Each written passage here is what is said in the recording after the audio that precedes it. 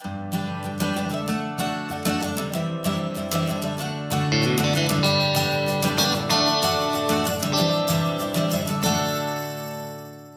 everyone and welcome back to Beartooth Hill Bike Park, and this is going to be the last time I say that.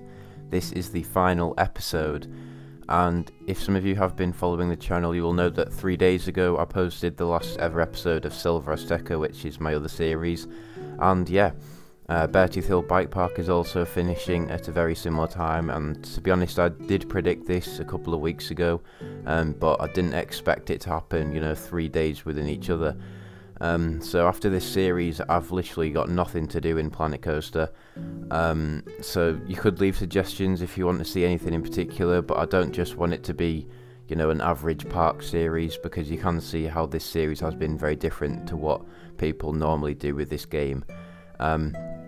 But yeah, in this video I will tell you the name that I've gone for the Mack, no it's not multi-launch coaster, for the Mack Mega Coaster that I've built. And yeah, I'll reveal that name, but we'll pretty much just be adding finishing touches to the whole park, doing the same as what we did with Silver Azteca. Obviously the whole ride plaza, the entrance plaza for this ride is not built at all yet, so we will be doing that, but you can see me to start putting lots of trees and rocks around the area, just trying to make it look as natural as possible, and it's quite hard to do this, and I've spent hours putting all these trees and rocks in, but it does pay off because it allows for some brilliant vantage points. Yeah, it just gives you some nice sight lines, and you can see the horizon, which is just full of trees. So I can't wait to bring out the cinematics, because they will look really cool in this natural location. And the cinematic for this coaster will come out in 3 days time from this upload, so I believe that will be a Thursday, so stay tuned for that. I'm quite excited to start editing that video, and as we speak, well, as you watch this video I might be getting some shots to put into that video. But yeah, I'm putting lots of bushes in here. This is sort of the off-access area, so it's all behind fences where the train comes close to the ground, just so that animals and of course people will stay clear of the ride area.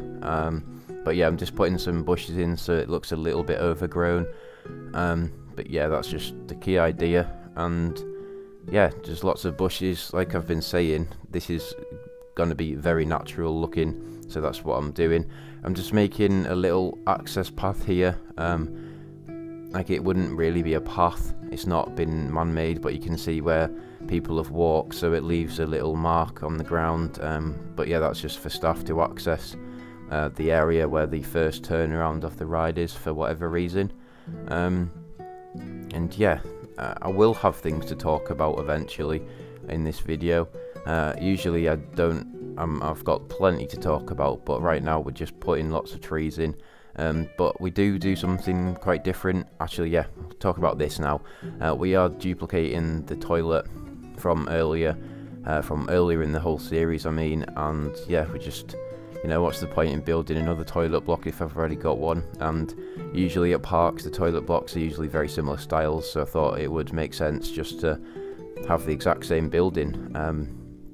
And I did sort of cut myself off, if that's possible, just then, saying that we do something different in this video, and I do in fact build another ride. It's not a major ride, but I just thought that it would help, and I'll explain my thought process for that when you see it appear in the time-lapse. But we are just building this little entrance area to this small ride zone. It's not really a themed area, but it's like the entrance gate, if you like.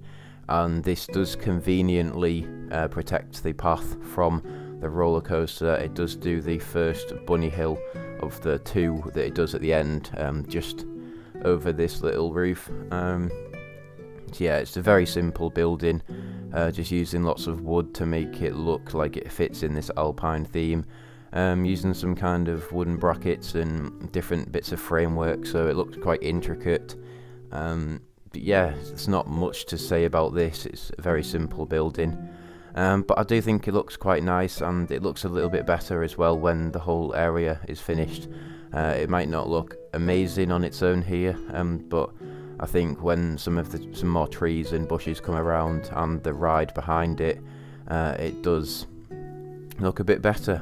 But I will now put the sign in for the Mack Mega Coaster, and yeah, I'll reveal the name. Whiteout, that's the name I've gone for. And obviously this does link to a blizzard or a sort of alpine storm that you will get when it's winter time. So yeah, I just thought, you know, rides always sound good if they're the name of a storm. You can't really go wrong. But it's something quite generic, so a park like this doesn't have much theming, so it's just quite simple. And something also that I thought about this name was that at the bottom of the first drop you will likely grey out, just like I did on Alpine Blitz, which is very similar to this ride. And yeah, white out, grey out, that kind of thing. But here is the flat ride, and it's just going to be one of these simple chair swings rides. And yeah, you're probably thinking, but what, is this a bike park? I mean, yeah, it is a bike park, and there's probably more bike trails than rides in this park, but I just thought that the entrance plaza for this ride was going to end up looking extremely bare if there wasn't another thing to look at, and they can't exactly put a theming piece in because, yeah, it's not that type of park, so it's just a simple kind of ride that would be suitable for the whole family and probably quite easy to transport. It could be one that they've got on loan. I think Lightwater Valley, when I went, there's some flat rides there that just don't appear next time you go because they have them on loan, so it's almost like a fun fair. But with it just being on some stable concrete, it's easy for them to, maybe if they don't have the ride for anymore, they can just bring a new one in. But you know, it's just very simple to construct. It's on concrete, so yeah, as long as the ride would fit, they can just build something new there. I did have to check that the swings didn't get too near to the coaster as it comes around that final bend, and I did look and it was fine. They didn't get near to each other at any point. Like, it is a bit of a near miss element, but if you stick your arms out you would not be able to touch it. I mean, it would be close, but I guess we would just have some kind of rule here saying you have to take your shoes off and remove all loose articles before you go on the chair swing, because there's not any safety nets or anything, and I guess it's just you stand in the queue at your own risk, but it's quite unlikely for something like that to happen, to get hit by a loose article from this ride. But yeah, I did think about that, but I just didn't think it was worth putting the effort in, because if I tried to put safety nets around it, it would really ruin the look of it. So yeah, we just put in the exit only sign in, just duplicating the signs from other parts of the park, and then this is the entrance. It's quite a short queue. This kind of ride does have a good capacity, and yeah, they don't tend to have very long queues at all. I did cut a little chunk out there, little space, because it seemed weird to have a gap between fences with just concrete in the middle, so I put that little baggage hold area where you can just put your shoes in.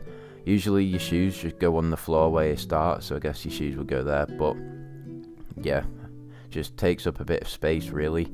And now we are back to the station of Whiteout. This is a very alpine chalet feel, and yeah, I'm just putting some of these decals in that make buildings look a bit worn. It just makes it look a lot more realistic, and they are really effective in my opinion. And yeah, I'm just going again over this toilet block, making the floor level with the rest of the plaza. So it did originally have its own concrete floor, but I had to take that out just so that I could make sure it was level. And then yeah, this is just pretty self-explanatory. We are duplicating along bits of concrete to make this plaza, and you can probably, you know, it's probably not that difficult to understand what I'm going to be doing. I don't need to explain it a lot. So other than that ride pass, actually, yeah, the system to sell tickets for this park, for the rides, you just get a ride pass and then everything else is free, so you can do the yeah, you can do everything for free, pretty much all the bike trails. Apart from the lift, you can pay for the cable car lift. That's just, yeah. So something I want to talk to you about, I did brush upon this, was it about episode 9? Maybe episode 10, I'm not sure. But it's about naming the bike trails, and your support in this series has been absolutely fantastic. So thank you guys for that. So I wanted to, you know, pay back. Not payback, that sounds like revenge. I've got no revenge feelings for any of you, but I wanted to pay you back. No, that still sounds like right, how am I going to phrase this? Basically, I just wanted to say thank you, and some of you who have left comments, well, there's lots of you who have left comments, so I will be sending out Instagram direct messages to some of you, asking for you to name a ride, and I will be making a park map very shortly, and the name for this bike trail, not ride, will go on that map, as well as the Steam Workshop, and your name will go alongside it, your YouTube username, whatever that may be. So yeah, please don't get too sad if I don't send you a message, because obviously there's only so many bike trails that can be named, so I won't be able to get everyone to name it, but I've just chosen the people who I've seen the most coming up in each videos. But yeah, back to the time lapse now, because there's not much more to go through, and I do want to make the most of the last ever time lapse video in this series. Quite a while back now, because I've just not been speaking about it. We did move the sign that said Whiteout, we moved it to the actual ride entrance because it doesn't really make sense. The whole area is called Whiteout, that's what it looks like, when there's actually a chair swings ride as well, so I moved that to the actual entrance of the ride instead of the entrance gate to the area. But yeah, just here we're putting in a little bit of trees to make it look more full.